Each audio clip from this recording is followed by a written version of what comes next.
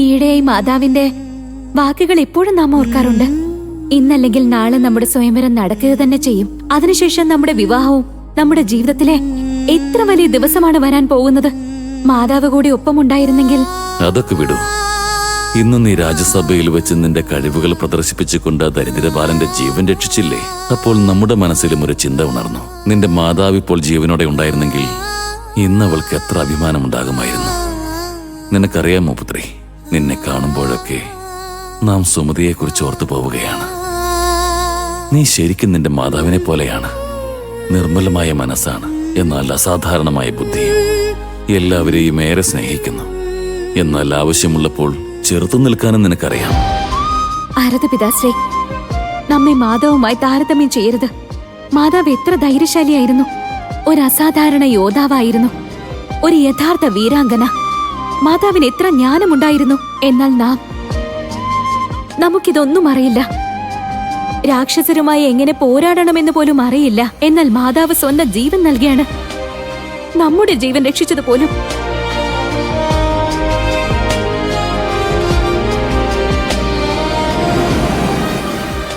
സുമതി!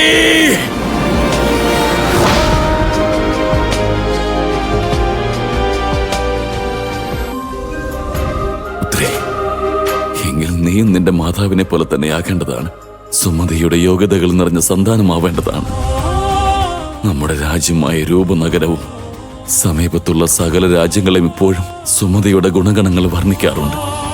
ശരിക്കും അതുപോലെ തന്നെ ഒരിക്കൽ എല്ലാ ജനങ്ങളും നിന്റെ ഗുണഗണങ്ങൾ വർണ്ണിക്കണം.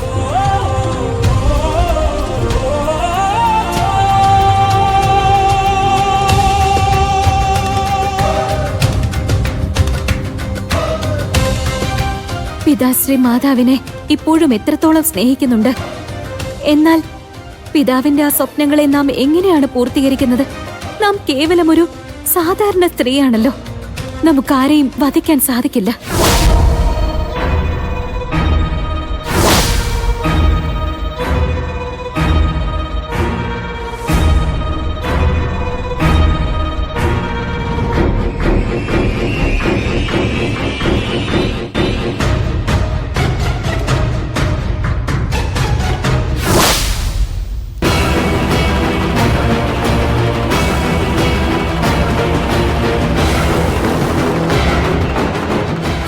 പിതാശ്രീ!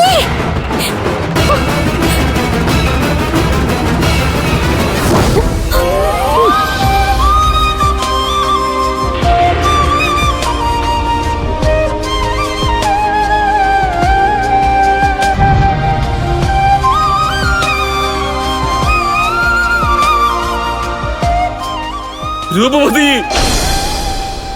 രൂപവതി! രൂപവതി! രൂപവതി! പുത്രി, പുത്രി, എന്തു പറ്റി പുത്രി? നിനക്ക് എന്താണ് പറ്റിയത്? അവനെ വേഗം പിടിക്കൂ. അവൻ രക്ഷപ്പെട്ടു പോകരുത്. വേഗം പിടിക്കൂ. നിനക്കൊന്നും സംഭവിച്ചിട്ടില്ല പുത്രി. നീ സുരക്ഷിതയല്ലേ? പറയൂ, സംസാരിക്കൂ. എന്തു പറ്റി പുത്രി? നാം സുരക്ഷിതയാണ് പിതാശ്രീ. നാം സുരക്ഷിതയാണ്. അങ്ങ് സുരക്ഷിതനാണോ? അങ്ങയ്ക്ക് മുറിവൊന്നും സംഭവിച്ചില്ലല്ലോ? രൂപവതി, രൂപവതി, മഹാരാജൻ രൂപവതിക്ക് എന്താണ് സംഭവിച്ചത്?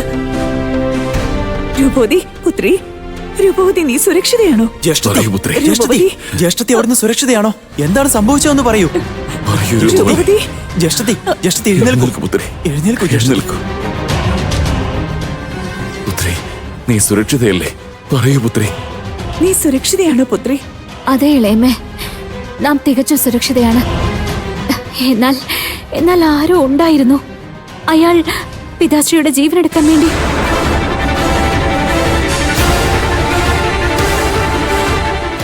ഇതെന്താണ്? അങ്ങയുടെ രാജ്യത്തിൽ, അങ്ങയുടെ കൊട്ടാരത്തിൽ അങ്ങയെ വധിക്കാൻ ആരാണ് വരിക? അവൻ ആരാണെന്ന് നമ്മുടെ സൈനികർ അവനെ പിടിച്ചു കഴിയുമ്പോൾ മാത്രമേ മനസ്സിലാകൂ. പക്ഷേ നാം ചിന്തിക്കുന്നത് മറ്റൊന്നാണ്.